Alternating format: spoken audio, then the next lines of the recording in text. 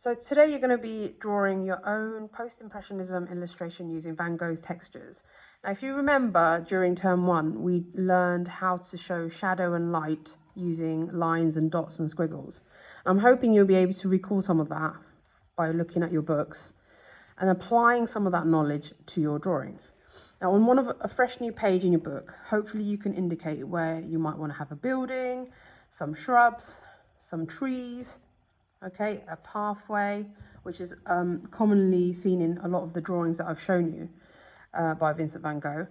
And then start to think, okay, where can I add some of these textures? Now, you can look at Vincent Van Gogh's images, for example, this tree here, and he does show that the trees are curved. So I can certainly add curved lines to begin with on my tree.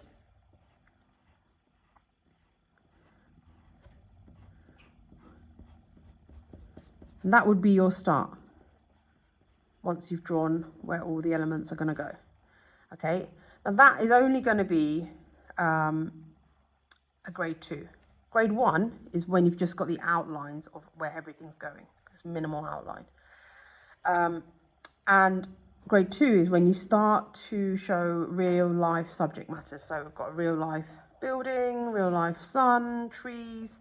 Okay, and I'm going to start to add this on my second tree, but at the moment it just is covered with lines. Okay, but I want to show that the tree has shadow. So what I'm going to do is going to only add more lines on one of the sides, and because my tree is curved, I'm going to add curved lines. Okay, this should give the illusion of shadow because the tree has a shadow, light and shadow, and you can do that on all of your branches and trunks. Think of some of the other dots and squiggles that we have. So I could have a gravel texture on the house. And again, think about whether you would have more near some of the edges to show shadow.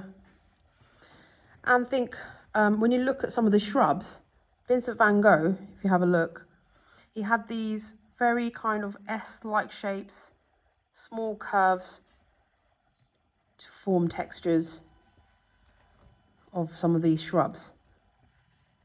And they were quite close together, swirls and S shapes. And I'm carrying on with this shape. I've done it slightly bigger in my drawing because I want you to be able to see it.